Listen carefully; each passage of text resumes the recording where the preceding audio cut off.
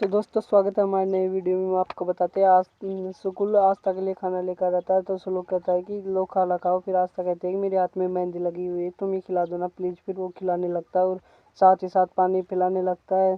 और आस्था बहुत ज़्यादा खुश होती है और कहती है कि देखो मेरी मेहंदी लग रही है हाथ में। फिर वो अचार कड़वा होता है और वो कहती है कि अब तो वो पूरा खाना ही खाऊंगी। फिर आस्था पूरा खाना खाने लगती है और फिर वो कहती है कि चलो तुम इतना ही करते हो तो क्या मुझे मेरे लिए और पानी लेकर आओ। फिर वो पानी लेकर आते हैं। फिर इधर उसके औरत दादा और उसके चाचा ने दोनों ही उसके जो सुलूक था उसकी क्लास लेने के लिए बोल रहे थे कि मज़ा लेंगे।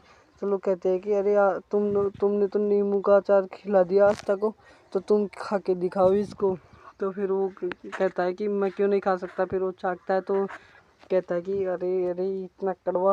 वो आस्था के लिए सोचता है कि आस्था मुझे इतना चाहती है, वो इतना अचार कड़वा खा सकती है। फिर वो कहती है कि मैं तो नहीं खा सकती। फिर वो ज़्यादा सोच कर हंसने लगता है कि मुझे भी वो उसने चुपड़ी सब्जी खिलाई थी। फिर वो बात बराबर कर लेता है और सुबह सुबह मेहंदी के लिए उठा देती है। आस्था देखो मेरी मेहंदी कितनी अच्छी लगी है। फिर वो कहती है कि काव्य कहती है कि तुम मुझसे कितना प्यार करते हो चाचू। फिर वो कहती है कि मैं तुमसे बहुत ज़्यादा, तुमसे चाची से ज़्यादा करता हूँ। फिर वो वहाँ पर चले जाते हैं। आस्था उससे बहुत ज़्यादा गुस्सा हो जाती है कि तुम ऐसे ऐसे करते हो। फिर वहाँ पर वो जाकर कहते हैं कि तुम वहाँ आस्था वहाँ एक लड़की को भेज देती है और कहती आस्था को फ़ोन करके कहते हैं कि सही है वह उसको काम सिखा दो तुम। फिर वह कहते हैं कि ये काम नहीं सीख सकती क्योंकि ये इसे कुछ आता ही नहीं। फिर वो उसे भेज देता है और फिर सुलूक काम करने लगता है। फिर यहाँ पर जो देखिए दोस्तों ज्योति फ़ोटो देखती रहती है। फिर उसे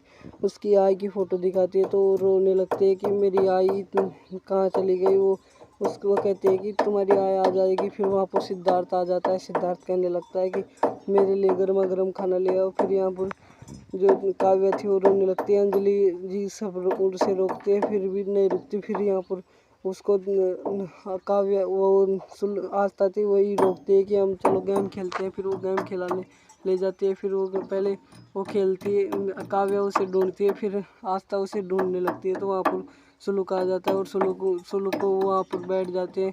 तो वहाँ पर आस्था आकर आस्था उसके ऊपर गिर जाती है और गिरने वाली थी पर बच गई। फिर वहाँ पर देखिए दोस्तों वहाँ पंडित जी कहते हैं अंजलि को कि आस्था को अपने एक घर अपने रस्म के लिए कि अपने मायके खंदाना पड़ेगा। लेकिन वो फिर वहाँ पर जो ज्योति के लिए वहाँ पर खाना बनाया जा रहा था। फिर ज्योति फ़ोन पर बात कर रही थी आस्था के लिए। आस्था अंजलि जी कहती है कि आस्था आपके घर एक दिन के लिए आएगी। तो वहाँ पर फिर देखिए आस्था के जब वहाँ पर अंजलि से ज्योति के पिता थे वो वहाँ पर आ जाते हैं। और फिर अंजलि और आस्था कहती है कि तुम जब तक मुझे ऐसे नहीं, तुम मुझे कुछ नहीं बोलोगे तो मैं चली जाऊँगी यहाँ पर। फिर वो व्रत चाचा से कह देती है कि तुम कभी भी नहीं कह सकती। तो फिर वो कह सकता है सुलूक कहता है कि मैं तुम्हें कभी भी कुछ भी नहीं बोलूँगा, तुमसे बात भी नहीं करूँगा। फिर वो कहती है कि ठीक है मत करना, मैं मेरी मायके जा रहा हूँ।